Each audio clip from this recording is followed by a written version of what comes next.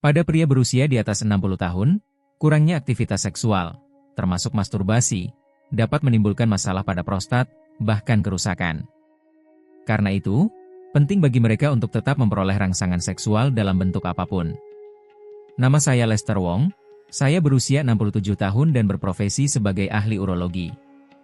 Setiap hari saya masih melayani pasien lansia, dan selama lebih dari 3 dekade saya telah memberikan perawatan serta nasihat kepada ribuan orang. Saya sering menemui pria yang harus bangun sampai 5 kali semalam untuk buang air kecil, tidak lagi mengalami ereksi spontan di pagi hari, kehilangan sensasi, atau frustrasi karena urin yang keluar sangat sedikit. Saya melihat kasus-kasus ini setiap hari. Masalah semacam ini memang sensitif dan sering memalukan, jadi banyak orang enggan membicarakannya secara terbuka. Namun, seiring bertambahnya jumlah lansia, kini lebih mudah menemukan sumber informasi tentang cara menjaga kesehatan di usia tua. Sayangnya, banyak informasi masih dangkal, sedikit sekali yang menjelaskan secara jelas cara mempraktikannya. Isi video ini terinspirasi oleh pengalaman saya merawat ratusan lansia di klinik serta pengalaman pribadi. Yang menakjubkan, banyak orang berhasil mengatasi masalah ini dengan mudah di rumah, tanpa obat maupun operasi, hanya dengan menerapkan praktik sederhana ini. Anda akan belajar cara tidur semalaman tanpa terbangun, mengembalikan ereksi pagi, dan menyalakan kembali keintiman dengan pasangan. Jangan lupa subscribe, suka videonya, dan bagikan kepada teman atau keluarga. Saya akan menjelaskan metode ini sejelas dan sejujur mungkin. Jika Anda bertahan sampai akhir video, Anda akan menemukan teknik sangat efektif untuk memulihkan kesehatan secara mandiri tanpa harus menjalani operasi. Mulai sekarang, saya akan berbagi kisah nyata tentang cara menjaga esensi kejantanan, dan saya pastikan masa tua mereka yang menerapkan pengetahuan ini akan sangat berbeda dengan mereka yang tidak pernah mengetahuinya. Apakah Anda terbangun 1 atau lebih kali di malam hari untuk buang air kecil? Apakah urin keluar tersendat, hanya menetes? Terkejut karena tidak lagi mengalami ereksi pagi seperti dulu? Jika Anda mengangguk, jangan sekadar menyalahkan usia. Itu sinyal jelas yang coba disampaikan tubuh. Sayangnya, banyak orang mengabaikannya, malu atau merasa tak penting. Namun akhirnya, mereka menyesalinya dari ranjang rumah sakit. Seorang pria berusia 73 tahun bercerita bahwa ia bangun 3 kali setiap malam untuk buang air kecil. Suatu dini hari ia terjatuh, patah pinggul, dan harus dioperasi. Biaya operasi saja 4,8 juta won dan pemulihannya memakan waktu lebih dari 2 bulan. Keluhan, sepele, soal susah kencing berubah menjadi tagihan medis ratusan ribu won. Pasien lain, di atas 70 tahun, mengatakan celana dalamnya sering lembab sehingga rasa percaya dirinya hilang dan ia berhenti datang ke pusat komunitas. Suasana hatinya merosot, susah tidur, dan kesehatannya makin terganggu. Ada pula hal yang jarang diungkap, hilangnya ereksi pagi, membuat mereka enggan berintim dengan pasangan. Ini bukan karena defisiensi testosteron, melainkan gangguan aliran darah dan fungsi prostat. Yang dulu biasa kini terasa mustahil. Itulah yang dialami banyak pria berusia di atas 60 tahun. Masalah prostat lansia biasanya bermula seperti ini, mengganggu tidur, menurunkan harga diri, lalu merembet ke kehidupan sosial dan hubungan intim. Yang mengkhawatirkan, jika diabaikan, akhirnya memerlukan obat seumur hidup atau operasi. Biaya operasi prostat umumnya 3-5 juta won, dengan masa pemulihan sedikitnya sebulan. Energi menurun drastis dan keraguan muncul. Ini bukan sekadar soal buang air kecil, ini sinyal yang bisa merusak kualitas hidup. Jangan pikir ini sepenuhnya salah Anda atau takdir penuaan. Masalah ini ada solusinya. Kabar baiknya, siapapun bisa mulai dari rumah hanya dalam 5 menit. Gejala-gejala yang saya sebut tadi adalah peringatan tubuh. Prostat bukan sekadar penampung. Setelah diproduksi, sperma harus dikeluarkan. Itulah tahap akhir proses biologis. Apa jadinya jika aliran itu terhenti? Singkatnya, prostat membengkak bak bom waktu. Sperma yang tersisa mengendap, menimbulkan peradangan, bengkak, dan tekanan. Pada akhirnya prostat membesar dan dapat menekan saluran kemih. Sebelum lanjut, beri like jika Anda menikmati video, dan subscribe untuk mendapatkan tip terbaik menarik kelimpahan dan kesejahteraan. Mari kita lanjut. Berbagai penelitian medis di seluruh dunia menegaskan temuan ini. Salah satu yang paling sering dikutip adalah studi jangka panjang di Amerika Serikat. Hasilnya menunjukkan bahwa pria setengah baya yang secara rutin mengeluarkan sperma memiliki risiko jauh lebih rendah terkena penyakit prostat dibandingkan mereka yang jarang melakukannya. Sebuah studi global tambahan mengungkapkan bahwa pria yang biasa ejakulasi setidaknya 2 kali per minggu memiliki kemungkinan jauh lebih rendah untuk mengembangkan kanker prostat. Saat ini, semen terus menumpuk di dalam tubuh, yang menyebabkan ketidaknyamanan sehari-hari, munculnya rasa nyeri, dan mulai turunnya kepercayaan diri. Bagaimana kalau saya hampir tidak pernah berhubungan dengan pasangan atau tinggal sendirian? Itulah pertanyaan yang paling sering saya terima di konsultasi. Banyak orang, bahkan sebelum mempertanyakan hal ini, sudah kehilangan harapan. Di usia begini, buat apa lagi? Justru pola pikir itulah yang merusak prostat Anda. Prostat adalah organ yang bersifat langsung. Jika tidak Anda bebaskan dari muatannya, ia meradang, tersumbat, lalu mulai mengirimkan sinyal peringatan. Sinyal-sinyal itu muncul sebagai masalah berkemih, kesulitan mempertahankan ereksi, dan akhirnya hilangnya harga diri sebagai pria. Jadi, apakah saya harus masturbasi? Tepat sekali. Izinkan saya menegaskan, masturbasi bukan sesuatu yang memalukan. Itu adalah latihan untuk merawat prostat Anda. Sama seperti kita melatih otot di gym, organ prostat di area tubuh bagian bawah juga membutuhkan stimulasi dan pelepasan agar tetap sehat. Tahukah Anda? Penelitian-penelitian dari American Urological Association dan lembaga medis lainnya telah membuktikan bahwa masturbasi yang sering memberikan efek sangat menguntungkan dalam menjaga fungsi prostat. Luar biasa, bukan? Ribuan pusat kesehatan di seluruh dunia menganggapnya bagian penting dari rutinitas kebugaran. Namun apa yang kita lakukan?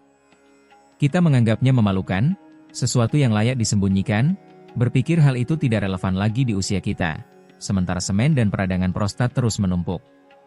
Ingat baik-baik, semen tidak dibuat untuk menetap di dalam tubuh, tujuannya mengalir. Saat aliran itu terhenti, peradangan pun dimulai. Salah satu pasien saya, berusia 73 tahun, mulai masturbasi lagi setelah bertahun-tahun berhenti. Ia dulu berkata, "Untuk apa saya lakukan di usia ini?" Tapi saya berhasil meyakinkannya bahwa ini setara aktivitas fisik, cukup coba 10 menit sekali seminggu. 2 bulan kemudian ia berkata, "Ini lebih manjur daripada obat apapun. Saya tak lagi takut ke kamar mandi. Saya kaget bisa bangun dengan mudah seperti dulu." Anda pun bisa merasakan hal yang sama. Tidak masalah apakah Anda punya pasangan atau tidak, atau hubungan intim itu rumit atau tidak. Langkah pertama menjaga prostat sehat adalah menstimulasi dan mengizinkannya berfungsi dengan baik, demi kesejahteraan Anda. Yang dulu kita hindari, kini harus menjadi praktik rutin dan sehat. Berikut penjelasan rinci tentang cara, tempat, dan posisi yang tepat. Meski awalnya terasa aneh atau canggung, dalam 3 bulan, saat Anda merasakan manfaatnya, Anda akan bersyukur telah mengikuti saran ini.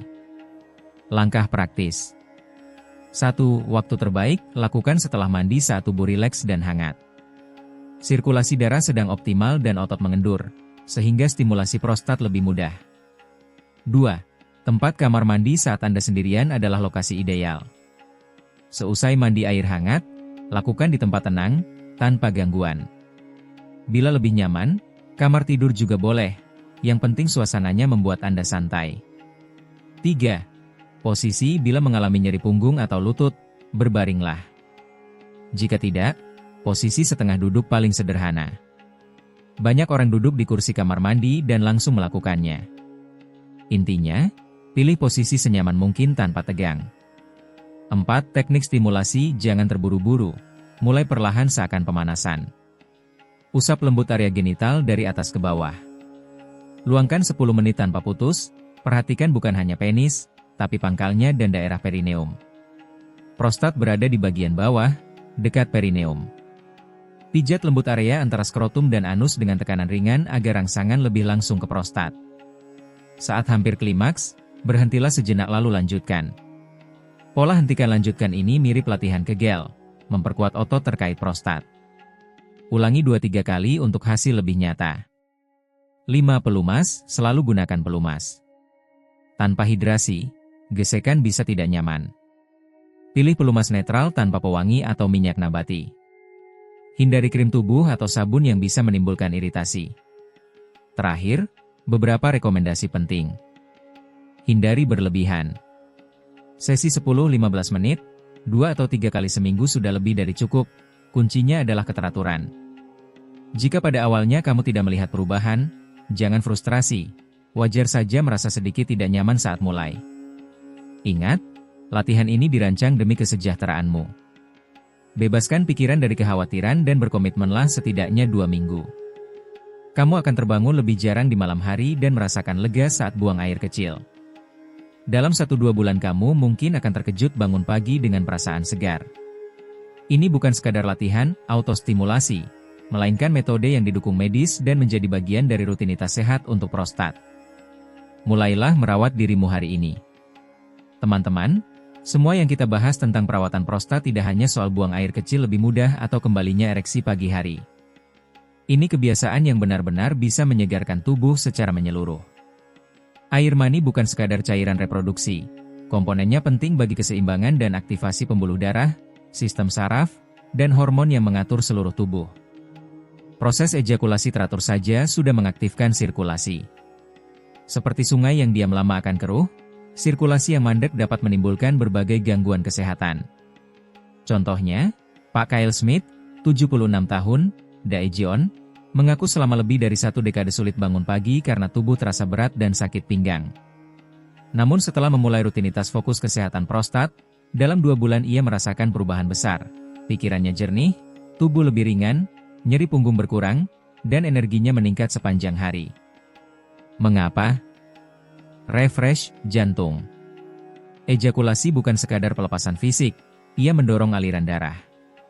Stimulasi prostat meningkatkan aliran di panggul, membantu jantung memompa lebih efisien ke seluruh tubuh, seperti menyalakan sirkuit listrik yang lama mati. Pada pria 65 tahun ke atas, aliran darah lebih baik di sekitar prostat mengurangi keluhan khas usia lanjut di area bawah tubuh. Penelitian bahkan menunjukkan risiko penyakit jantung bisa turun hingga 18%. Perbaikan suasana hati. Saat ejakulasi, otak melepaskan hormon bahagia, dopamin, oksitosin, endorfin, yang menurunkan gejala depresi dan meningkatkan kepercayaan diri, disebut efek revitalisasi. Riset mutakhir menemukan frekuensi ejakulasi teratur dapat menurunkan hormon stres hingga 22%, bermanfaat di era stres kronis. Penguatan sistem imun. Tanpa penumpukan semen, aliran getah bening membaik, mengurangi senyawa inflamasi. Studi imunologi baru-baru ini menunjukkan ejakulasi sering meningkatkan aktivitas sel darah putih, terutama pada pria 50+. Tidur lebih nyenyak. Mereka yang rutin menjalankan metode ini melaporkan, lebih sedikit bangun untuk ke kamar mandi, tidur pun lebih pulas dan bangun dengan pikiran segar. Penelitian di Jepang pada lansia menunjukkan stimulasi prostat teratur meningkatkan tidur dalam, mereduksi risiko demensia. Pada akhirnya, otot-otot di daerah pinggang dan bagian bawah bokong menjadi lebih kencang. Ejakulasi, sebenarnya, bertindak sebagai latihan alami yang menyebabkan kontraksi otot-otot anus, perineum, dan panggul.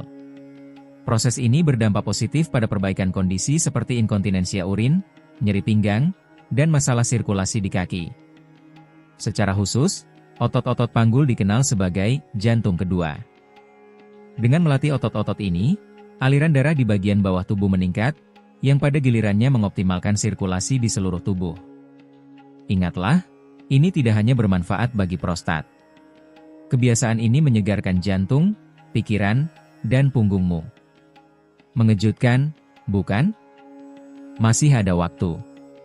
Kamu bisa mulai menerapkan kebiasaan sehat ini malam ini juga, atau bahkan sejak saat ini. Masih banyak orang yang belum tahu bahwa tindakan sederhana melepaskan air mani dapat berdampak signifikan pada kesehatan tubuh secara menyeluruh. Namun sekarang kamu sudah tahu. Dan ini bukan sekadar urusan pria, hal ini bisa mengubah kualitas hidup secara radikal. Berikutnya, akan kujelaskan apa yang terjadi pada tubuh ketika praktik sederhana ini tidak dilakukan. Mungkin saat menonton video ini kamu berpikir, tidak melakukannya bukan berarti aku akan langsung mati. Namun izinkan aku menceritakan pengalaman di klinikku, di mana aku melihat bagaimana nasib mereka yang berpikir demikian. Tuan Peter Cheng, 73 tahun, datang untuk pertama kalinya dan berkata, "Dokter, saya hanya ingin bisa buang air kecil dengan lebih mudah." Tetapi dia melihat darah dalam urinnya dan kesulitan mengosongkan kandung kemih. Hasil pemeriksaan menunjukkan ia menderita kanker prostat. Prostatnya begitu membesar hingga tumor menekan kandung kemih, memaksanya menjalani operasi untuk mengangkat bagian yang terkena. Apakah kamu pikir ini hanya terjadi pada orang lain?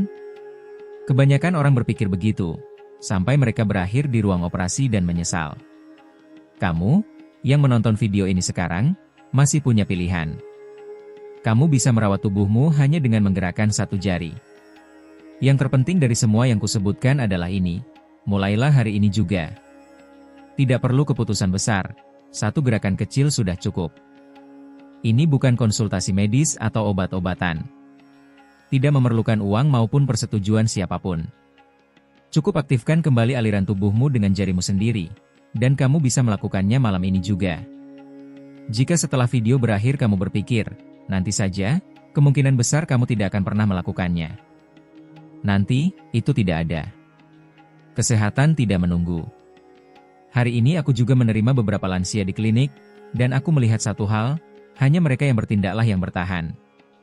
Jika kamu merasa video ini untukmu, sisihkan setidaknya 10 menit malam ini untuk mempraktikannya. Dan besok pagi ketika bangun, dengarkan sinyal tubuhmu. Jika ada yang terasa berbeda, perubahan telah dimulai.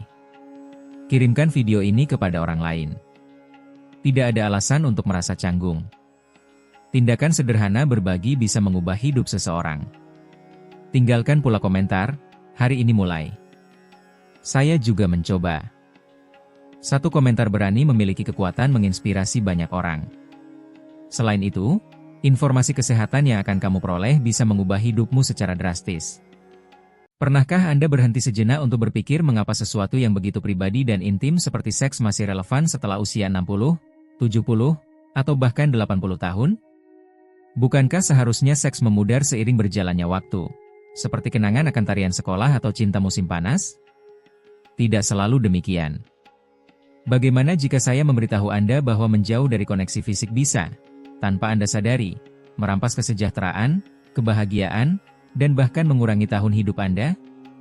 Sebagai seorang profesional kesehatan yang telah memiliki pengalaman luas bekerja dengan orang dewasa lanjut usia selama bertahun-tahun, saya dapat meyakinkan Anda bahwa seks bukanlah kemewahan di usia lanjut, melainkan kebutuhan. Mungkin Anda tidak menyadarinya segera. Mungkin Anda bangun sedikit lebih lambat di pagi hari. Mungkin Anda merasa sendi Anda lebih kaku, detak jantung Anda sedikit lebih cepat saat menaiki tangga, atau mungkin ingatan Anda tidak setajam dulu. Dan kemudian muncul perubahan emosional, Anda mulai merasa lebih terisolasi, kurang terhubung dengan orang lain, bahkan merasa agak tidak terlihat. Ini bukan hanya soal berlalunya waktu, tetapi bisa jadi efek diam-diam dari hidup tanpa kontak fisik yang intim. Sebelum melanjutkan, jika Anda belum melakukannya, saya mendorong Anda untuk berlangganan dan mengaktifkan lonceng notifikasi agar Anda tidak ketinggalan saran kesehatan berikutnya yang dirancang khusus untuk Anda. Jika video ini Anda sukai, tulis angka 1 di komentar. Jika tidak, tulis angka 0 dan beritahu saya bagaimana saya bisa membuat konten ini lebih bermanfaat bagi Anda. 1. Kesehatan jantung Anda terpengaruh. Anda mungkin terkejut mengetahui bahwa jantung fisik Anda, lebih dari sekadar emosi Anda, bergantung pada lebih dari sekadar diet yang tepat dan obat-obatan untuk tetap sehat seiring bertambahnya usia. Aktivitas seksual yang sering, bahkan di usia 60, 70 tahun dan lebih, berfungsi sebagai latihan kardiovaskular berdampak rendah. Ini meningkatkan sirkulasi darah, mengurangi tekanan darah, dan membantu menjaga elastisitas arteri Anda. Sebenarnya, berbagai penelitian menunjukkan bahwa orang dewasa lanjut usia yang mempertahankan kehidupan seksual aktif cenderung memiliki masalah jantung yang lebih sedikit.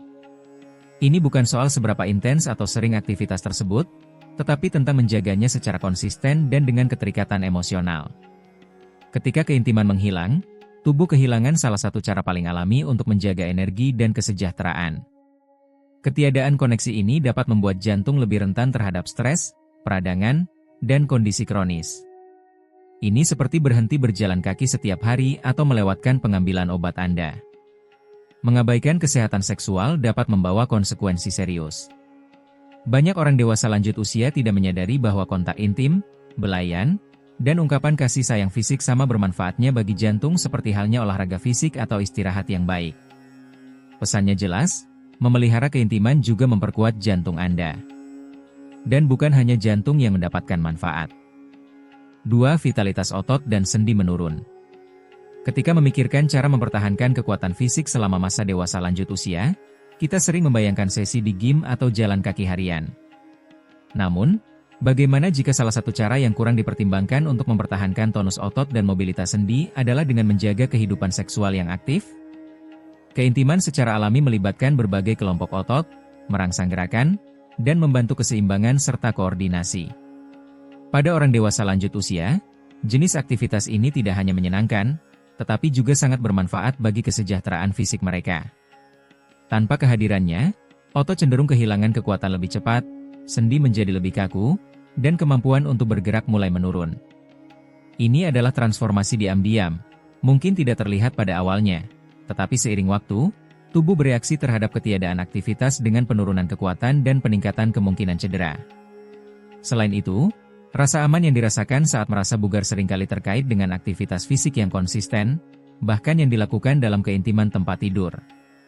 Kehilangan ikatan tersebut dapat mengarah pada kehidupan yang lebih tidak aktif, memulai lingkaran setan yang sulit dihentikan. Dan meskipun ini sudah terdengar mengejutkan, tunggu sampai Anda mengetahui bagaimana aktivitas seksual, atau ketiadaannya, memengaruhi secara langsung kejernihan mental dan kemampuan Anda untuk mengingat bahkan detail yang paling dasar. Apa yang akan datang berikutnya bisa sepenuhnya mengubah cara Anda memahami kesehatan otak. 3. Pikiran Anda menerima rangsangan penting. Hanya sedikit orang yang mengaitkan aktivitas seksual dengan kesejahteraan otak, tetapi ada hubungan mendalam, terutama seiring berjalannya waktu. Selama aktivitas seksual, otak melepaskan zat seperti dopamin, oksitosin, dan endorfin. Senyawa-senyawa ini tidak hanya menghasilkan sensasi menyenangkan, tetapi juga menjalankan fungsi kunci, meningkatkan suasana hati, mengurangi stres, dan mendukung memori serta kemampuan kognitif. Pada masa dewasa, ketika mempertahankan ketajaman mental menjadi krusial, menjaga kehidupan intim yang aktif dapat berkontribusi secara alami pada fungsi otak yang baik. Di sisi lain, ketika seks berhenti menjadi bagian dari hidup Anda, otak kehilangan manfaat neurologis penting ini. Seiring waktu, hal ini dapat menyebabkan peningkatan kecemasan, depresi, bahkan berkontribusi pada penurunan kognitif dini. Koneksi emosional dan fisik menjaga sirkuit neuron tetap aktif dan terlibat, yang membantu otak Anda tetap responsif dan tangguh. Seperti halnya otot, otak membutuhkan rangsangan untuk tetap bugar, dan keintiman adalah salah satu bentuk latihan mental yang paling alami dan menyenangkan yang dapat Anda nikmati. Mengabaikan area ini dalam hidup Anda tidak hanya berdampak pada tubuh Anda, tetapi juga secara tidak sadar mengambil energi mental yang membuat Anda merasa benar-benar hidup. Namun lebih dari sekadar memori dan suasana hati, ada sesuatu yang lebih mendasar yang terlibat. Kemampuan Anda untuk merasa terhubung secara emosional dan diakui secara tulus oleh pasangan Anda, yang, seperti yang akan Anda ketahui, dapat membawa efek signifikan. Keintiman emosional mulai memudar seiring bertambahnya usia, hubungan emosional menjadi lebih penting, tetapi tanpa koneksi fisik, ikatan itu bisa memudar diam-diam. Seks bukan hanya tindakan tubuh, tetapi ekspresi mendalam dari kasih sayang, kepercayaan, dan kerentanannya. Ketika koneksi itu hilang, pasangan mulai merasa lebih seperti teman hidup daripada pasangan cinta. Percakapan menjadi repetitif, kasih sayang berkurang, dan percikan yang dulu membuat Anda merasa dicintai, dihargai, dan sangat disayangi perlahan-lahan padam.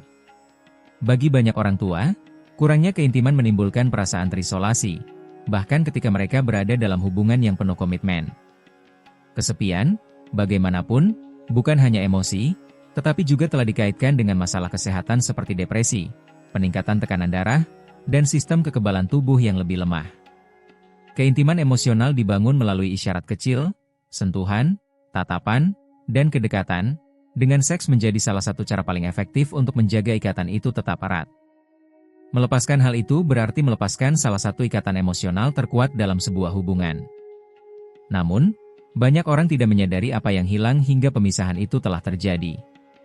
Tetapi, bagaimana jika mengembalikan kedekatan tidak hanya memungkinkan Anda memulihkan koneksi emosional, tetapi juga meningkatkan kualitas tidur Anda, membuatnya lebih dalam, memulihkan, dan tenang seperti yang belum pernah Anda rasakan dalam bertahun-tahun? Pencerahan ini mungkin akan mengejutkan Anda dan mengubah cara tidur Anda. Tidur menjadi perjuangan seiring bertambahnya usia, istirahat yang cukup menjadi tugas yang semakin rumit. Namun, banyak orang tidak menyadari hubungan yang sangat erat antara tidur dan aktivitas seksual. Setelah mencapai klimaks, tubuh secara alami menghasilkan prolaktin, hormon yang mendukung relaksasi dan memudahkan tidur. Pada saat yang sama, oksitosin dilepaskan, yang dikenal sebagai hormon cinta, yang mengurangi stres dan kecemasan, dua faktor utama yang berkontribusi pada insomnia. Bagi banyak orang dewasa yang lebih tua, gangguan tidur ditangani dengan obat-obatan, tetapi jawabannya bisa jauh lebih alami dan menyenangkan. Ketika keintiman hilang, zat kimia yang membantu relaksasi juga menghilang, meninggalkan tubuh tegang dan pikiran dalam keadaan hiperaktif. Jika Anda telah berjam-jam terjaga di tempat tidur, berusaha untuk tidur atau terbangun dengan rasa lelah, mungkin yang hilang adalah kurangnya koneksi dan kedekatan fisik. Dan bukan hanya untuk meningkatkan istirahat, tidur yang berkualitas mendukung memori, suasana hati, tingkat energi, dan kesejahteraan secara keseluruhan. Dengan kata lain, ketiadaan aktivitas seksual dapat memengaruhi lebih dari sekadar jadwal tidur malam Anda. Namun, tantangan sejati lebih jauh lagi. Ketika kedekatan fisik hilang, sesuatu yang lebih intim terpengaruh, rasa aman Anda, persepsi diri Anda, dan keyakinan bahwa Anda masih seseorang yang penuh hidup dan menarik. Apa yang terjadi setelah itu memiliki kekuatan untuk mengubah sepenuhnya cara Anda melihat diri Anda. Harga diri dan rasa percaya diri dapat terpengaruh seiring waktu. Proses penuaan memengaruhi bagaimana kita melihat diri kita, tetapi apa yang lebih diam-diam merusak kepercayaan diri kita adalah kurangnya kedekatan fisik. Ketika kita berhenti disentuh, diinginkan, atau terlibat dalam hubungan seksual, mudah untuk mulai merasa kita menghilang. Seiring berjalannya waktu, banyak orang yang lebih tua mulai berpikir bahwa yang terbaik sudah berlalu, bahwa ketertarikan, hasrat, dan vitalitas seksual hanyalah hak istimewa bagi orang muda. Namun, pemikiran itu salah. Koneksi fisik menyampaikan pesan emosional yang mendalam yang memperkuat harga diri Anda, energi Anda, dan kemampuan Anda untuk memberi dan menerima kasih sayang. Tanpa koneksi ini, ketidakpastian menguasai diri. Anda mungkin mulai menghindari cermin, menjauh dari pasangan Anda, atau berhenti menunjukkan kasih sayang, bukan karena Anda tidak peduli lagi, tetapi karena Anda merasa telah kehilangan daya tarik Anda. Keintiman, meskipun ringan atau jarang, mengingatkan Anda bahwa Anda masih ada, bahwa Anda masih indah dan mampu membangun koneksi yang berarti. Mendapatkan kembali aspek ini dari diri Anda seringkali mengembalikan kepercayaan diri yang tercermin dalam semua aspek hidup Anda, dalam sikap Anda, dalam senyum Anda, dalam cara Anda melihat dunia. Namun, meskipun rendahnya harga diri memengaruhi bagaimana Anda merasa, kurangnya keintiman memiliki dampak yang lebih dalam. Itu dapat merusak sistem pertahanan alami tubuh Anda secara diam-diam. Apa yang terjadi setelah itu bisa sangat mengejutkan. 7. Banyak orang mengaitkan penguatan sistem kekebalan tubuh dengan vitamin, aktivitas fisik, atau kebiasaan kebersihan seperti mencuci tangan. Namun, sedikit yang menyadari bahwa hubungan seksual memiliki dampak tak terduga dalam memperkuat pertahanan tubuh, terutama seiring bertambahnya usia. Praktik hubungan seksual yang sering dikaitkan dengan konsentrasi imunoglobulin A, IgA, yang lebih tinggi, yaitu antibodi penting yang melindungi tubuh dari pilek, infeksi, dan berbagai penyakit. Selain itu, hal ini mendukung keseimbangan hormon, mengurangi peradangan, dan mendukung kesehatan sel secara keseluruhan. Ketika stimulasi hormonal dan neurologis yang diberikan oleh keintiman hilang, sistem kekebalan tubuh dapat mulai berfungsi kurang efektif, menyulitkan pertahanan terhadap virus-virus umum dan memperlambat pemulihan. Pelemahan ini tidak terjadi secara tiba-tiba, melainkan secara bertahap dan hampir tidak terlihat. Tiba-tiba, Anda merasa lebih sering pilek atau energi Anda menurun tanpa sebab yang jelas. Memulihkan kehidupan seksual yang memuaskan tidak hanya meningkatkan suasana hati Anda, itu juga memperkuat pertahanan internal Anda. Ini adalah salah satu cara yang paling menyenangkan alam memberi kita perlindungan preventif. Tetapi jika Anda berpikir bahwa dampak dari kurangnya keintiman terbatas pada sistem kekebalan tubuh, saatnya untuk mempertimbangkannya kembali. Ada efek lain, yang lebih halus tetapi sama kuatnya, yang mempengaruhi langsung cara tubuh dan pikiran Anda merespons stres. Ini adalah sesuatu yang pasti ingin Anda ketahui. 8. Stres dan kecemasan meningkat. Seiring bertambahnya usia, penyebab stres dapat bervariasi, tetapi efeknya pada tubuh dan pikiran cenderung menjadi lebih mendalam. Sesuatu yang sering terabaikan adalah bahwa keintiman seksual bertindak sebagai salah satu obat alami yang paling kuat untuk mengurangi stres. Selama hubungan seksual, tubuh mengeluarkan campuran kuat bahan kimia seperti dopamin, oksitosin, dan serotonin. Hormon-hormon ini membantu mengurangi kecemasan, merilekskan sistem saraf, dan mempromosikan keadaan emosional yang lebih seimbang dan tahan lama. Fungsi mereka mirip dengan pengatur suasana hati alami, karena membantu mengurangi stres dan memperkuat rasa percaya diri dan ikatan dengan pasangan. Ketika kedekatan itu menghilang, begitu pula dengan sumber alami ini untuk menangani kesulitan. Seiring waktu, stres terakumulasi, istirahat terganggu, dan masalah kecil mulai tampak besar. Karena tidak adanya pelarian fisik tersebut, kecemasan dapat muncul dalam bentuk kegelisahan, ketidaknyamanan, atau bahkan gejala fisik seperti sakit kepala dan ketegangan otot. Kurangnya keintiman tidak hanya menciptakan kekosongan dalam hubungan, tetapi juga merampas tubuh dari salah satu alat yang paling efektif untuk menjaga kesehatan mental dan emosional. Bagaimana jika kehilangan aktivitas seksual memiliki konsekuensi yang lebih dalam dari yang kita bayangkan, secara diam-diam memengaruhi kejernihan mental, memori, dan kemampuan untuk berkonsentrasi? Apa yang akan Anda temukan ini bisa sepenuhnya mengubah cara pandang Anda terhadap penuaan dan ketajaman mental. 9. Ikatan menjadi lebih mudah melemah. Salah satu efek yang lebih halus dari kurangnya keintiman adalah bagaimana hal itu memengaruhi pasangan. Seiring waktu, ketika koneksi fisik mulai berkurang, seringkali terjadi juga pemutusan emosional. Pasangan yang sebelumnya menikmati hubungan yang dekat, penuh kelembutan dan kasih sayang, bisa mulai merasa terasingkan secara bertahap.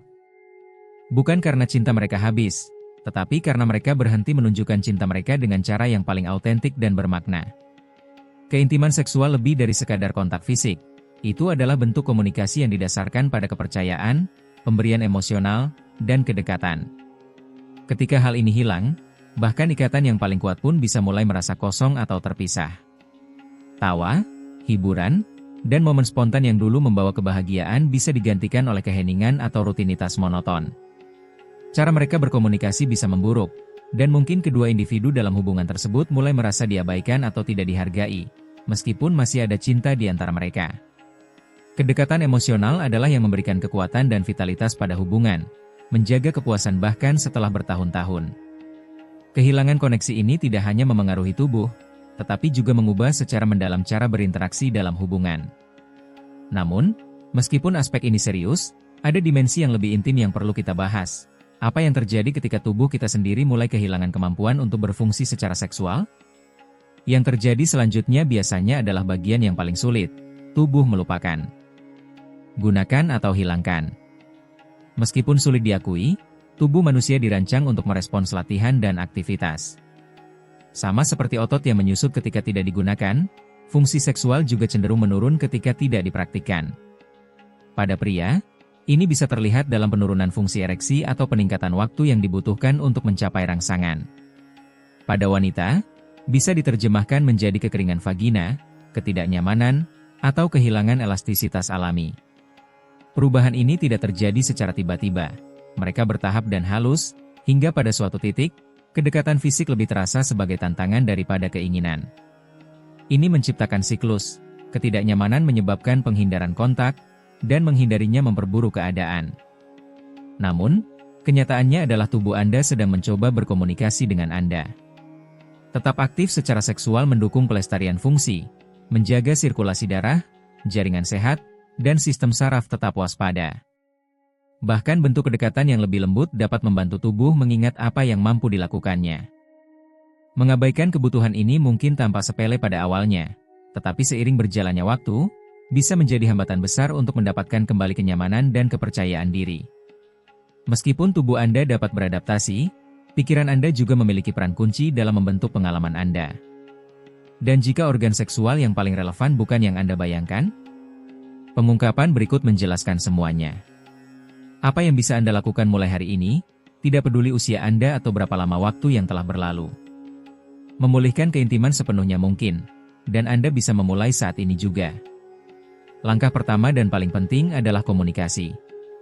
Bagikan dengan pasangan Anda apa yang Anda alami, apa yang Anda rindukan, dan apa yang ingin Anda bangun bersama. Kejujuran dan kesiapan untuk menunjukkan kerentanannya sangat penting untuk rekoneksi sejati. Jika Anda menghadapi kesulitan fisik, jangan ragu untuk berkonsultasi dengan dokter Anda. Ada alternatif untuk masalah umum seperti kekeringan, penurunan hasrat seksual, atau disfungsi ereksi, banyak diantaranya sederhana dan efektif. Mulailah secara bertahap, kontak fisik, pelukan, berpegangan tangan, dan isyarat kasih sayang yang lembut itu penting. Isyarat kecil kedekatan ini sering mengarah pada hubungan yang lebih dekat dan keintiman yang diperbarui. Jika Anda tidak memiliki pasangan, jangan abaikan pentingnya terhubung dengan diri sendiri. Menyelidiki kebutuhan Anda sendiri dan merasa nyaman dengan diri sendiri dapat membantu menjaga keseimbangan antara tubuh dan pikiran Anda. Tetap terbuka dan penasaran, berani mencoba pengalaman baru, menuju keintiman dengan tenang, dan yang paling penting, izinkan diri Anda menikmati. Anda belum berhenti mendambakan, Anda hanya menunggu waktu yang tepat untuk menemukannya kembali. Waktu itu adalah sekarang. Menyambung kembali tidak memerlukan kesempurnaan, hanya kesiapan untuk memulai lagi. Satu isyarat, satu percakapan, satu momen bersama setiap kesempatan. Kebenaran tentang penuaan dan keintiman. Penuaan bukanlah akhir dari keintiman. Itu adalah awal dari hubungan yang lebih dalam dan memperkaya diri Anda dan orang yang Anda cintai. Penurunan kedekatan fisik tidak hanya terbatas pada apa yang terjadi di kamar tidur. Itu memengaruhi hati Anda, pikiran Anda, hubungan Anda, kesejahteraan Anda, dan persepsi Anda secara keseluruhan tentang kehidupan. Tapi inilah kenyataannya, tidak pernah terlambat untuk menuntut aspek ini dalam hidup Anda. Anda masih layak mendapatkan cinta, hasrat, kenikmatan, dan koneksi, tidak peduli berapa usia Anda. Lupakan gagasan kuno bahwa keintiman hanya milik orang muda. Anda masih memiliki waktu, energi, dan hati untuk memberi dan menerima dengan cara yang mendalam dan memperkaya. Jalan ke depan bukanlah mencari masa muda, tetapi menerima siapa Anda sekarang dan memutuskan untuk tidak membiarkan ketakutan atau prasangka menentukan cara Anda menikmati hidup sepenuhnya. Sambung kembali. Nyalakan kembali. Temukan kembali. Momen-momen paling penuh dalam hidup Anda tidak tertinggal di belakang, tetapi akan datang, siap dibangun dengan tujuan dan keberanian. Jika Anda merasa ada yang kurang, ini adalah waktu yang tepat untuk mencari lebih banyak. Bukan hanya lebih banyak waktu, tetapi lebih banyak kebahagiaan, lebih banyak koneksi, lebih banyak vitalitas. Anda tidak pantas mendapatkan lebih sedikit. Ajaran-ajaran ini dirancang untuk memotivasi Anda untuk hidup dengan tulus dan memanfaatkan setiap momen. Saya sangat ingin mengetahui pengalaman Anda. Luangkan sejenak untuk merenung dan ceritakan sesuatu yang telah Anda pelajari dan yang Anda putuskan untuk diterapkan dalam hidup Anda. Mari kita bersama-sama dalam proses menerima kebenaran ini bersama-sama. Jika video ini Anda sukai, tinggalkan angka 1 di kolom komentar. Jika tidak, silakan tulis angka 0. Pendapat Anda sangat berharga bagi kami. Terima kasih telah menemani kami, dan mari kita angkat gelas untuk menikmati hidup dengan gaya Anda sendiri. Pernahkah Anda bertanya-tanya mengapa begitu banyak orang tua terbangun pada pukul 3 pagi dan merasa sulit untuk tidur kembali? Mungkin Anda sedang berbaring di keheningan malam, menatap langit-langit, dan bertanya-tanya apakah ada yang salah dengan tubuh atau pikiran Anda. Kenyataannya, ini terjadi lebih sering daripada yang Anda kira dan bukan hanya kebiasaan acak atau efek penuaan yang sederhana. Dalam video ini, kita akan menganalisis 5 alasan signifikan mengapa orang sering terbangun sekitar pukul 3 pagi seiring bertambahnya usia, dan apa yang mungkin coba disampaikan oleh bangun pagi ini. Setiap alasan menawarkan wawasan lebih dalam tentang tubuh Anda, kesejahteraan Anda, dan pengalaman hidup Anda. Setelah menonton video ini, Anda mungkin mulai melihat tidur Anda dengan cara yang sama sekali berbeda.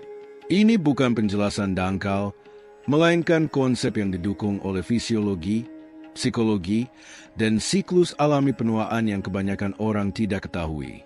Kita akan membahas perubahan hormon, kebiasaan tidur, tantangan kesehatan, dan bahkan pengaruh emosional serta sosial yang mungkin secara diam-diam bekerja di latar belakang. Kami akan melakukannya dengan cara yang tulus, yang memberdayakan Anda dan menunjukkan rasa hormat yang mendalam terhadap hidup yang telah Anda alami hingga saat ini. Jika Anda pernah terbangun pada pukul 3 pagi dan bertanya-tanya mengapa, Anda berada di tempat yang tepat. Tetaplah sampai akhir, karena apa yang akan Anda temukan di sini tidak hanya berpotensi meningkatkan istirahat Anda, tetapi juga membantu Anda memahami dan menghargai lebih banyak apa yang sedang dialami tubuh Anda. Nomor 1, Penurunan produksi melatonin. Salah satu penyebab utama mengapa orang dewasa yang lebih tua terbangun di tengah malam, biasanya sekitar pukul 3 pagi, adalah penurunan alami produksi melatonin seiring bertambahnya usia.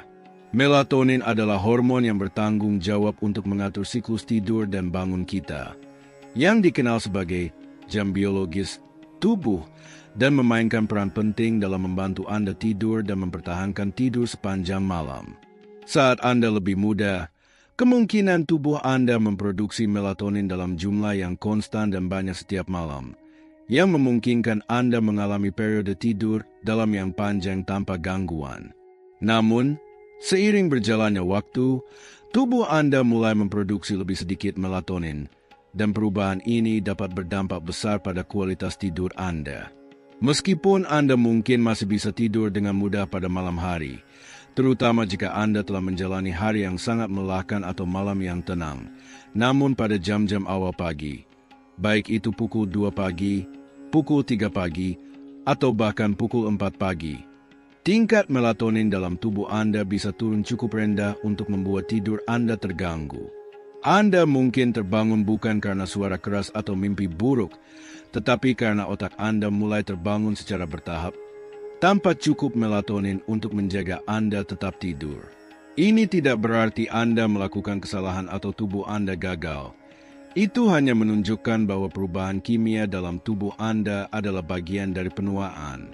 Selain itu, kondisi di kamar Anda bisa memperburuk fenomena ini. Bahkan tingkat cahaya minimal, seperti cahaya lampu jalanan, cahaya dari jam digital di meja samping tempat tidur, atau cahaya yang merembes melalui bawah pintu, dapat mengurangi produksi melatonin lebih lanjut. Seiring waktu, tubuh Anda menjadi lebih peka terhadap faktor lingkungan, yang dapat membuat bangun pada pukul 3 pagi menjadi lebih mengganggu. Contoh yang baik adalah Max, seorang pria berusia 72 tahun yang selalu mengira dirinya adalah seorang pemalas yang hebat. Namun, belakangan ini dia terbangun sepenuhnya sekitar pukul 3.15 pagi hampir setiap malam. Dia tidak merasa cemas atau tidak nyaman. Dia hanya terjaga, seolah-olah sudah waktunya untuk memulai hari. Ketika dia menyadari bahwa ini bukan karena masalah pribadi, melainkan perubahan alami dalam penuaan yang terkait dengan melatonin, dia berhenti merasa bersalah dan mulai mengubah rutinitasnya. Saat ini, dia membuat kamarnya lebih redup, menghindari penggunaan layar 1 jam sebelum tidur, dan berjalan kaki sebentar di malam hari untuk memperkuat ritme sirkadian alaminya. Penyesuaian sederhana ini membantu mengirimkan sinyal ke tubuhnya yang memberitahu bahwa masih malam. Meskipun dia masih kadang-kadang terbangun lebih awal, dia telah belajar beradaptasi dengan tubuhnya daripada melawannya. Pemahaman seperti ini bisa memberikan dampak besar. Menyadari bahwa bangun pagi bukanlah sesuatu yang terjadi karena kesalahan Anda, melainkan akibat perubahan kimiawi alami, memungkinkan Anda untuk bertindak untuk meningkatkan istirahat Anda, bukannya marah pada tubuh Anda. Ini adalah kekuatan informasi, mengubah frustrasi menjadi empati dan membimbing Anda untuk membuat keputusan yang lebih baik tentang perawatan malam Anda. Sebelum melanjutkan, ingat untuk menyukai video jika Anda menikmatinya, dan berlangganan saluran untuk menerima tips terbaik tentang cara menarik kelimpahan dan kemakmuran ke dalam hidup Anda. Mari kita lanjutkan. Nomor 2. Perubahan dalam siklus tidur dan fase tidur yang lebih awal. Salah satu alasan mengapa lansia sering terbangun sekitar pukul 3 pagi adalah adanya penyesuaian alami pada jam biologis tubuh, yang dikenal sebagai fase tidur yang lebih awal. Seiring bertambahnya usia, ritme sirkadian kita cenderung maju, yang berarti kita mulai merasa mengantuk lebih awal di malam hari dan bangun lebih awal di pagi hari. Mungkin Anda pernah mengalami tertidur saat menonton film malam atau terbangun secara alami saat fajar, bahkan pada hari-hari ketika Anda ingin tidur lebih lama.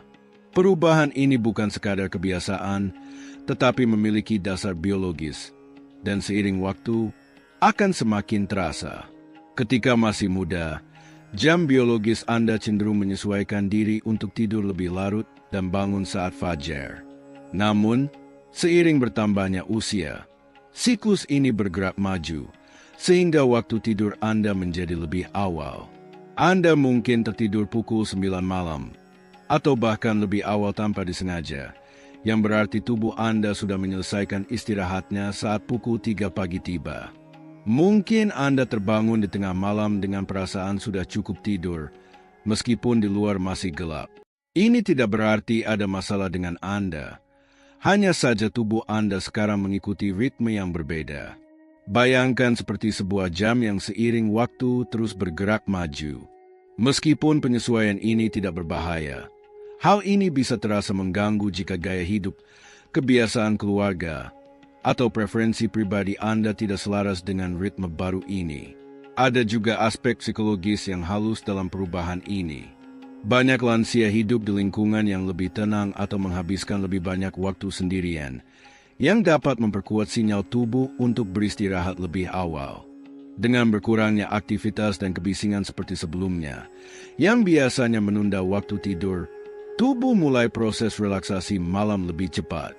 Selain itu, jika Anda tidak lagi bekerja penuh waktu atau memiliki rutinitas yang ketat, kurangnya sinyal eksternal seperti rapat, perjalanan, atau aktivitas sosial dapat semakin memperkuat perubahan internal ini. Ambil contoh Charles, yang berusia 68 tahun dan sudah pensiun. Biasanya, dia makan malam sekitar pukul 5.30 sore dan menonton televisi selama 1 jam sebelum tidur. Pada pukul 9 malam, dia sudah tertidur dan pukul 3 pagi tubuhnya bangun secara alami. Dia tidak mengalami kecemasan atau stres, hanya merasa segar. Awalnya, dia mengira mengalami insomnia. Tetapi setelah mempelajari tentang fase tidur yang lebih awal, dia menyadari bahwa tidurnya tidak terganggu, hanya disesuaikan ke jadwal yang berbeda.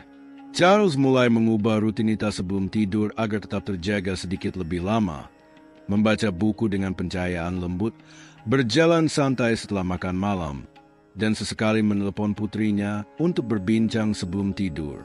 Stimulus sosial dan sensori kecil ini membantunya memperpanjang waktu tidurnya, sehingga bisa bangun lebih siang. Hasilnya, lebih sedikit gangguan di malam hari, seperti terbangun pukul 3 pagi, dan perasaan lebih selaras dengan kehidupan sehari-hari.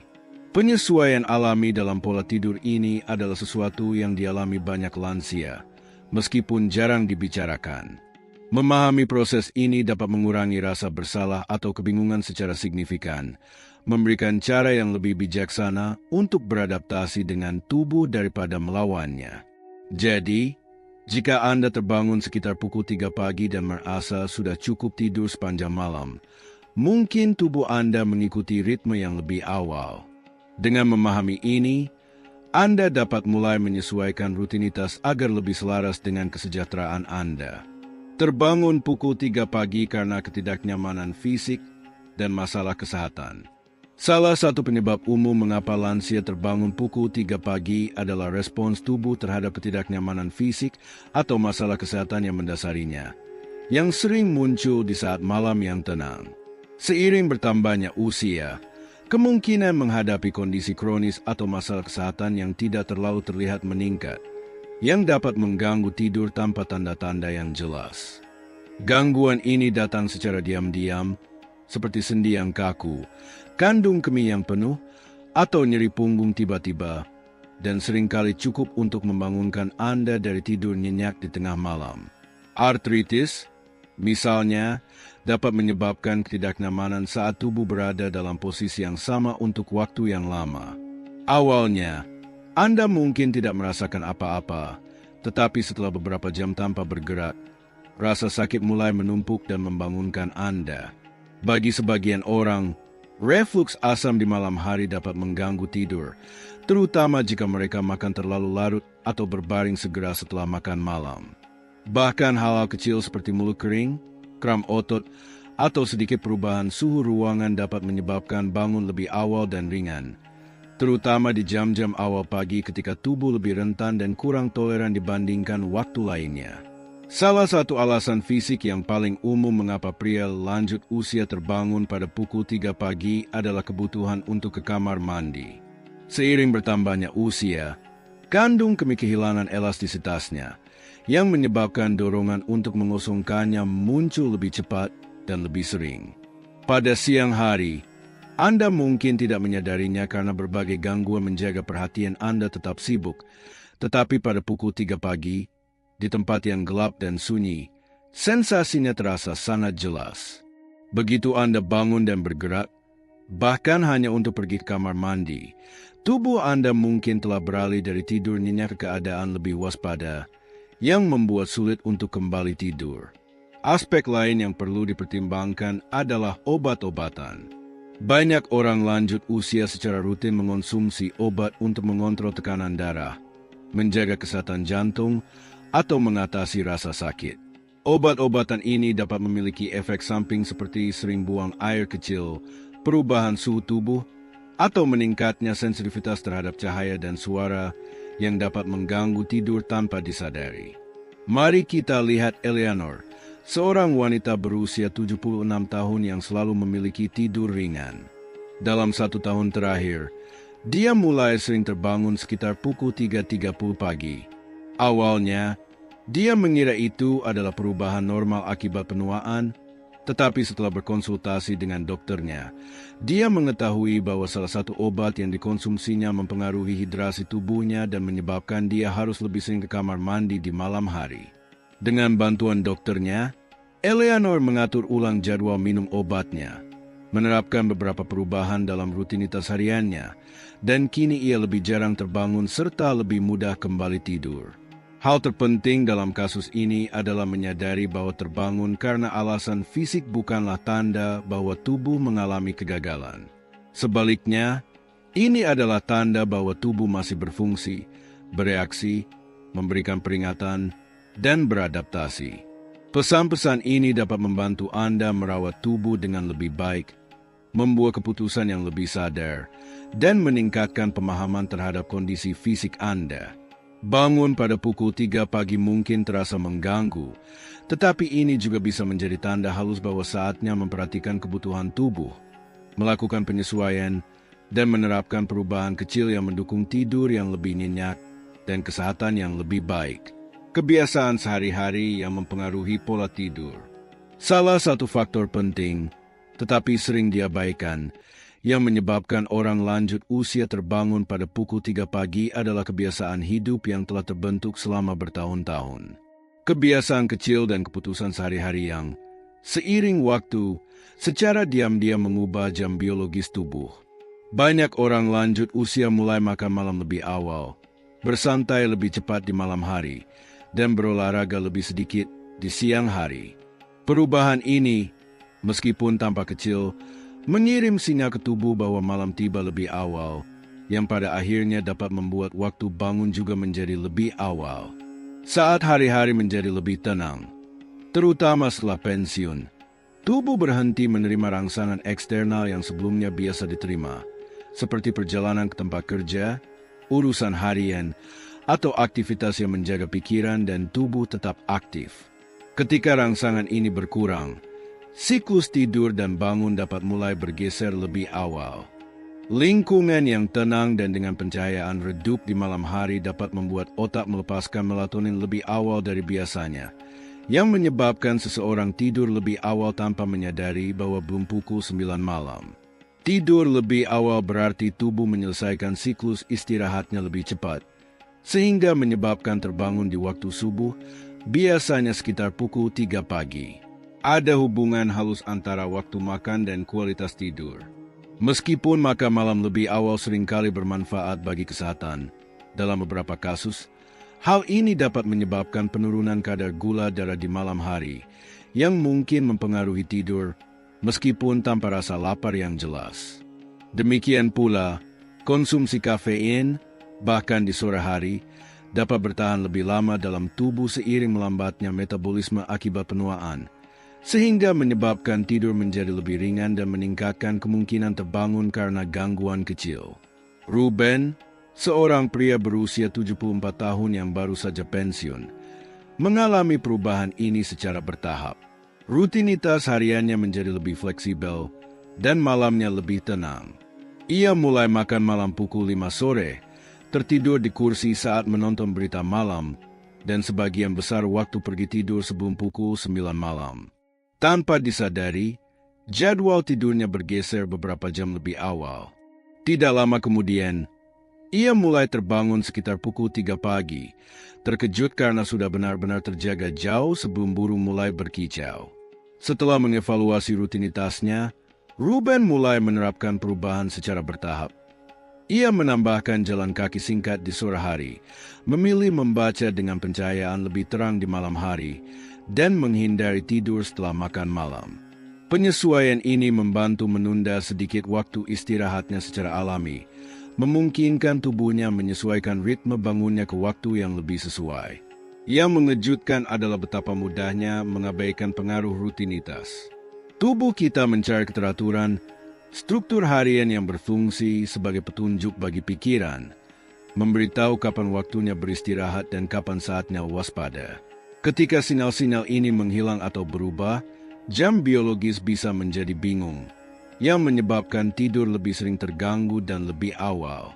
Namun, dengan mengenali pola-pola ini dan melakukan perubahan yang disengaja, tubuh dapat secara perlahan diarahkan menuju siklus tidur yang lebih dalam dan lebih stabil. 5. Kegelisahan emosional dan psikologis. Terkadang, terbangun pada pukul 3 pagi lebih berkaitan dengan pikiran daripada tubuh. Seiring bertambahnya usia, emosi yang dulu tersembunyi di balik kesibukan kehidupan sehari-hari mulai muncul ke permukaan dalam ketenangan malam. Pada jam-jam awal itu, ketika semuanya sunyi dan gangguan minimal, kekhawatiran yang tak terungkap, penyesalan, atau keinginan yang belum terselesaikan mulai muncul. Mungkin kamu terbangun bukan karena suara atau ketidaknyamanan, tetapi karena pikiranmu sedang mengulang kembali kenangan, pemikiran yang belum terselesaikan, atau kekhawatiran halus yang bahkan tidak kamu sadari sebelumnya. Kegelisahan ini berbeda dari kecemasan akut yang mungkin dialami saat masih muda, lebih lembut, lebih introspektif. Itu terasa seperti bisikan di latar belakang, perasaan bahwa ada sesuatu yang belum terselesaikan, meskipun kamu tidak dapat mengidentifikasinya dengan jelas. Ketika pikiran tidak sibuk dengan tugas-tugas, ia sering melihat ke masa lalu, kenangan tentang hubungan sebelumnya, pilihan yang telah dibuat, kehilangan yang dialami, atau hal-hal yang belum pernah diungkapkan. Dan karena tubuh tidak lagi disibukkan dengan banyaknya kesibukan, ruang tercipta bagi pikiran untuk semakin dalam memikirkan hal-hal tersebut. Dampak kesepian dalam proses ini juga perlu diperhatikan.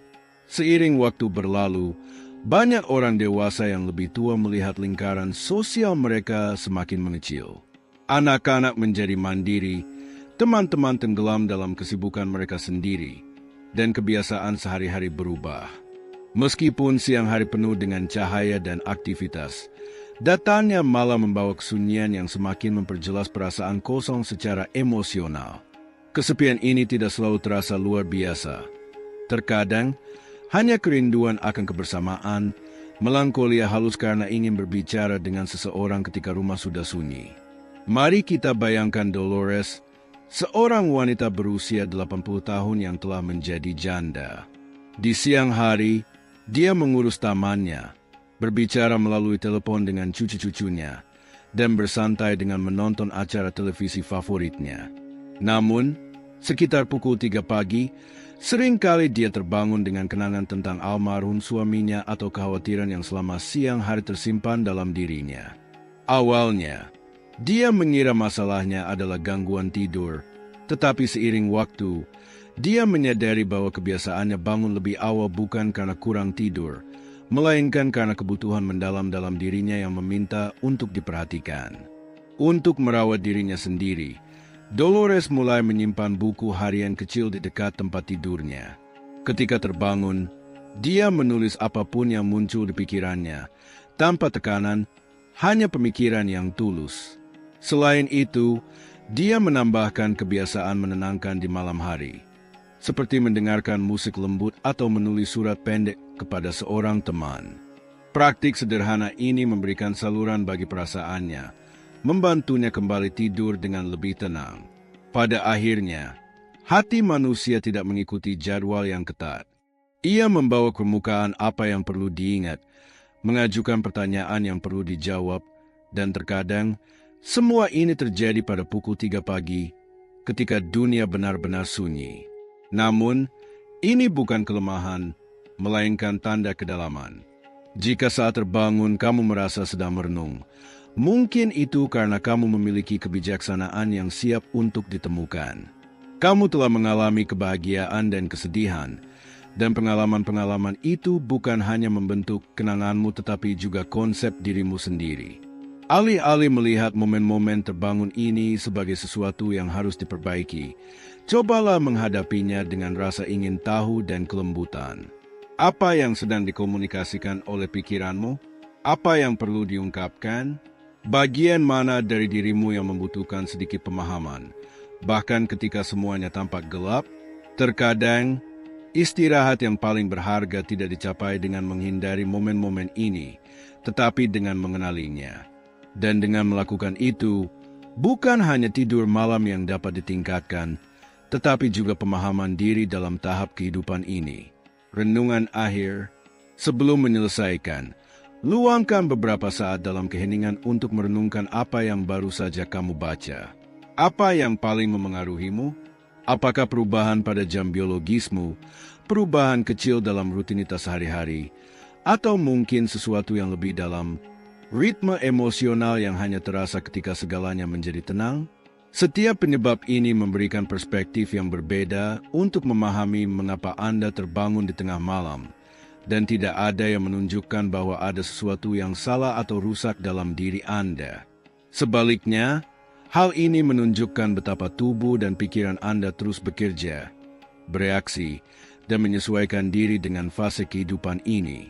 Ada kekuatan yang tenang dalam belajar menafsirkan apa yang dikomunikasikan tubuh Anda, terutama di saat-saat hening sebelum fajar. Alih-alih menganggap terbangun pukul 3 sebagai sesuatu yang mengganggu, Anda bisa mulai melihatnya sebagai pesan, tanda-tanda halus yang mengundang Anda untuk lebih memperhatikan kebutuhan, kebiasaan, dan perasaan Anda. Anda tidak mengalami ini sendirian, dan Anda bukan satu-satunya yang mencari jawaban. Namun, dengan memperoleh pengetahuan, Anda mendapatkan kekuatan, dan dengan kekuatan itu datang kebebasan untuk melakukan penyesuaian kecil yang dapat mengubah kualitas tidur Anda, memberikan kenyamanan lebih, dan membantu Anda terhubung dengan ritme tubuh Anda sendiri. Jika salah satu dari alasan ini terasa relevan bagi Anda hari ini, ingatlah bahwa Anda tidak hanya bertambah tua, tetapi juga mengalami perubahan. Dan dalam perubahan itu, ada peluang untuk beristirahat dengan lebih sadar, merawat diri dengan lebih lembut, dan menghadapi setiap hari baru dengan lebih tenang dan penuh pemahaman. Terima kasih telah bersama kami hari ini. Kami ingin mengetahui pendapat Anda. Tinggalkan komentar di bawah dan beritahu kami apa yang telah Anda pelajari serta bagaimana Anda berencana mengaplikasikannya dalam kehidupan sehari-hari Anda. Kami sangat menghargai opini Anda, jadi jangan ragu untuk membagikannya. Membaca komentar Anda memberi kami motivasi dan inspirasi.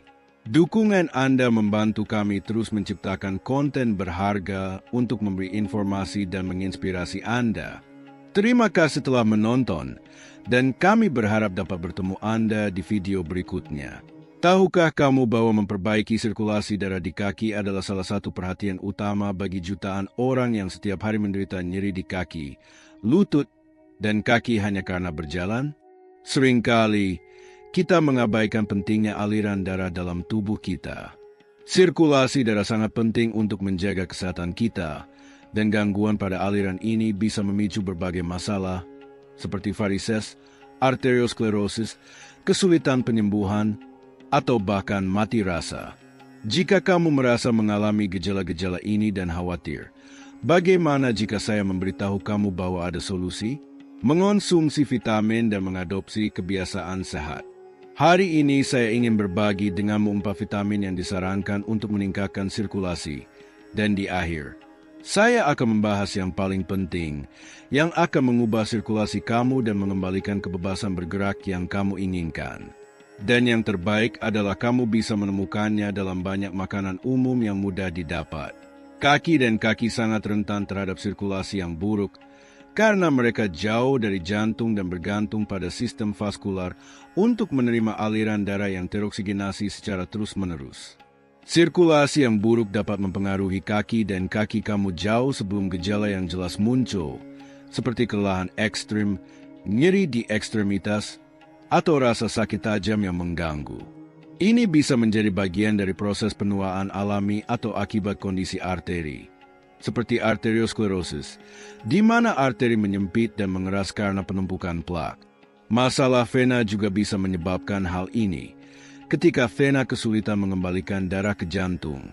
Selain itu, diabetes dan kadar gula darah yang tinggi dapat merusak pembuluh darah seiring waktu, mengurangi efektivitasnya dalam mengangkut darah dan dengan demikian berkontribusi pada sirkulasi yang buruk. Bagaimana cara mengetahui apakah kamu memiliki sirkulasi yang buruk? Berikut adalah 6 tanda peringatan untuk diperhatikan. Salah satu tanda pertama sirkulasi yang buruk adalah mati rasa dan kesemutan di kaki dan kaki, terutama ketika kamu duduk atau berdiri terlalu lama, yang bisa terasa tidak nyaman dan bahkan menyakitkan. Kaki dingin, bahkan di cuaca hangat. Karena darah bertanggung jawab untuk mengatur suhu tubuh, sirkulasi yang buruk dapat membuat kamu merasakan sensasi dingin yang konstan. Kram adalah gejala umum lainnya, terutama setelah berjalan atau beraktivitas fisik. Nyeri ini, yang dikenal sebagai claudicatio intermittent, terjadi karena otot tidak menerima cukup oksigen selama latihan. Sirkulasi yang buruk dapat menyebabkan perubahan pada warna kulit. Kaki dan kaki bisa menjadi lebih pucat, kebiruan, atau kemerahan akibat kekurangan oksigen. Perubahan warna ini biasanya lebih terlihat di cuaca dingin atau setelah periode tidak aktif yang lama.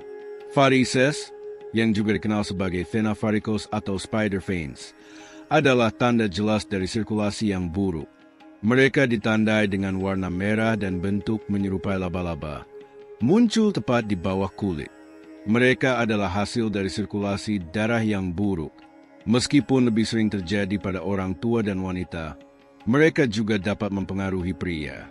Mereka muncul akibat kelemahan atau kerusakan pada dinding vena dan katup, yang menyebabkan darah mengumpul atau mengalir ke arah yang salah dari jantung, yang menyebabkan varises muncul, membesar, dan meradang.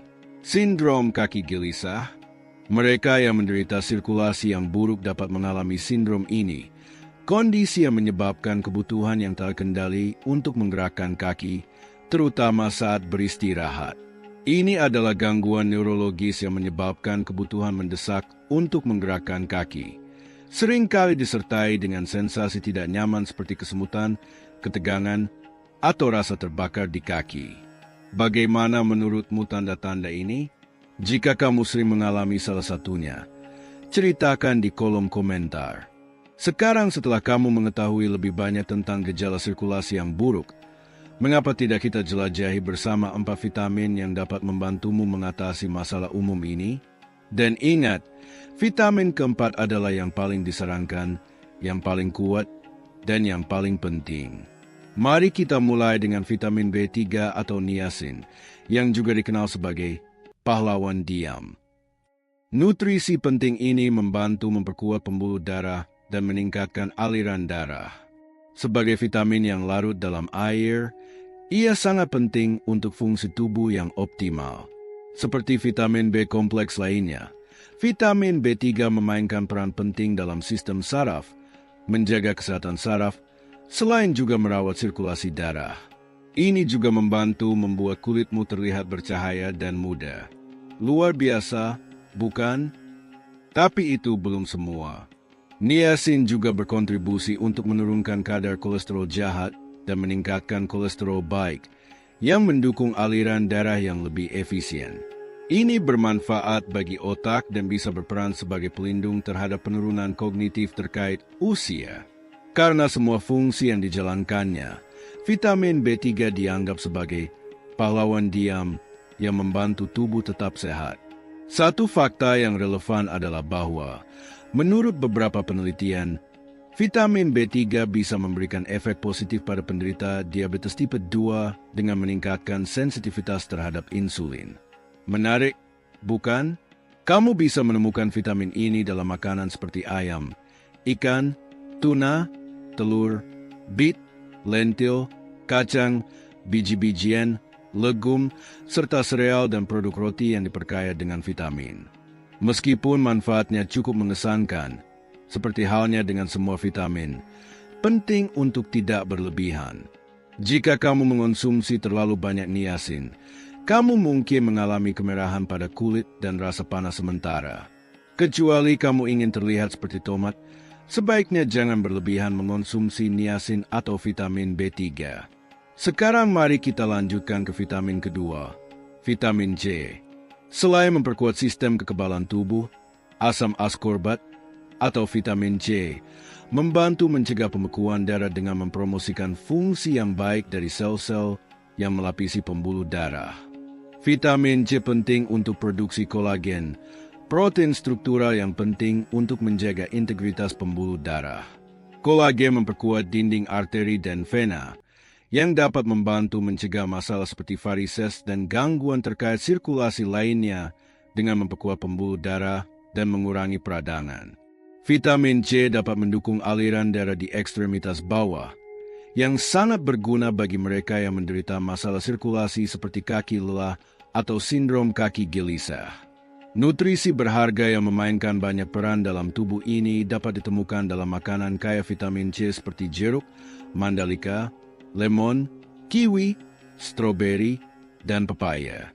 Selain itu, ada juga makanan lain yang mengandung vitamin C meskipun dalam jumlah lebih sedikit, seperti selada, artichoke, nanas, pisang, bayam, alpukat, apel, wortel, plum, labu, dan beet.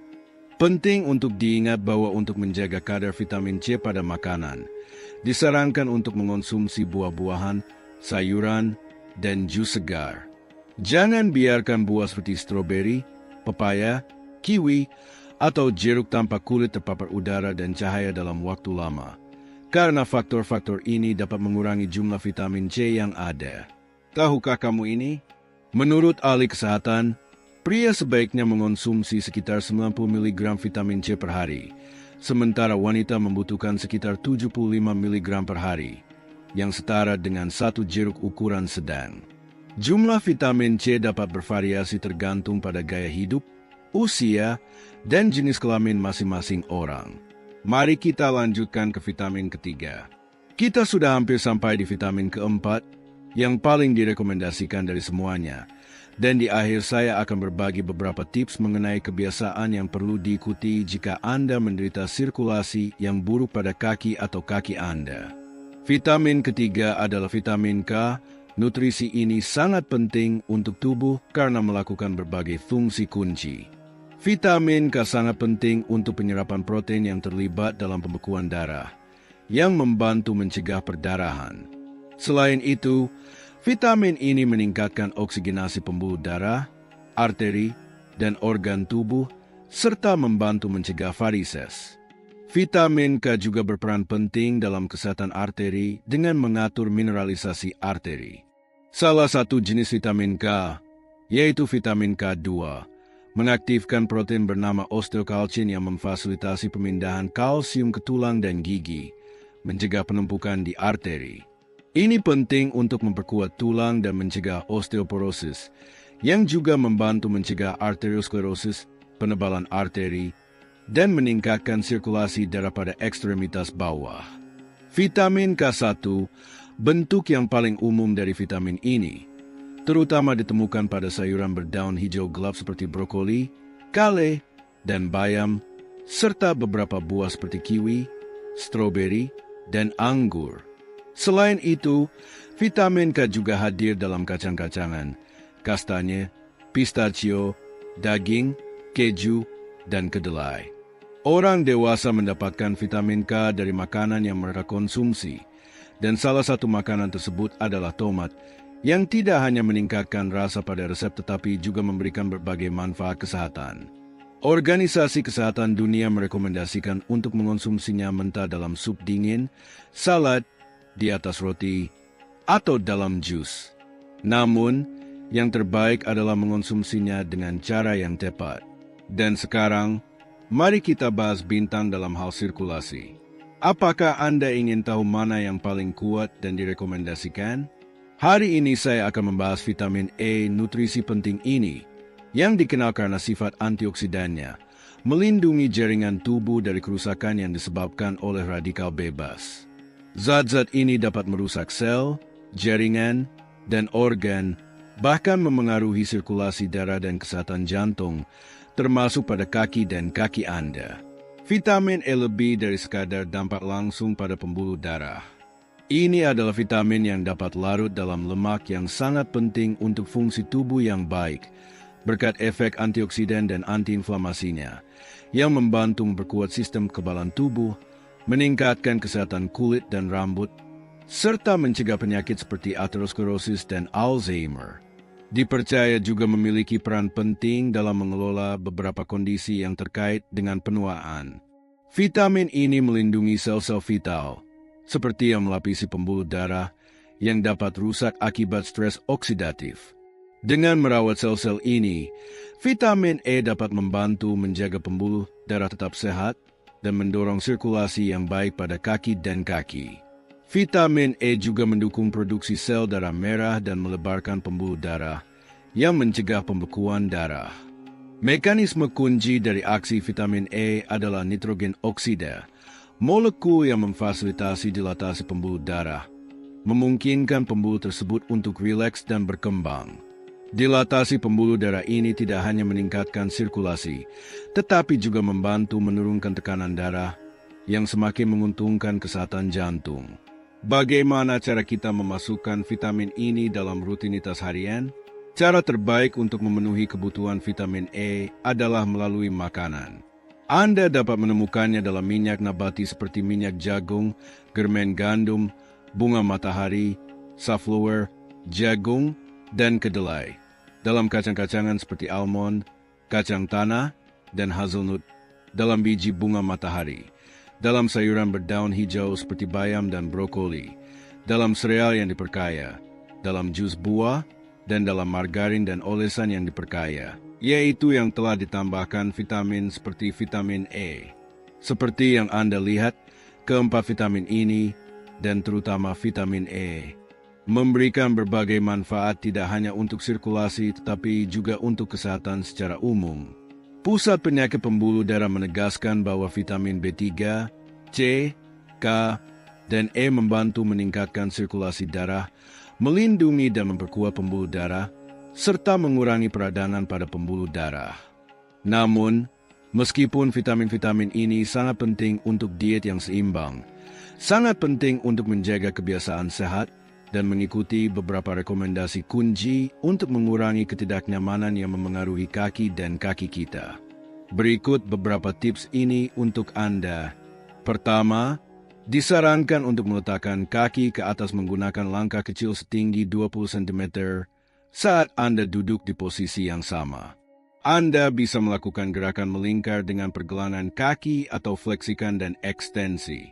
Disarankan untuk melakukannya selama 10 menit dalam 2 seri 15 repetisi. Latihan kedua adalah berjalan dengan ujung jari kaki. Diketahui bahwa ini selalu baik dilakukan, tetapi melakukannya di atas permukaan yang lembut atau tidak rata akan merangsang otot-otot telapak kaki, yang akan membantu stabilitas kekuatan otot, menurut para ahli.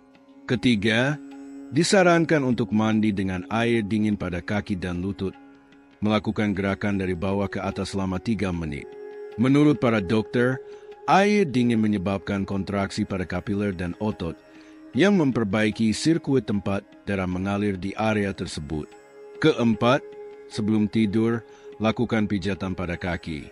Mulailah dari bawah ke atas, dengan memijat secara lembut dan terus-menerus atau secara intermiten hingga paha.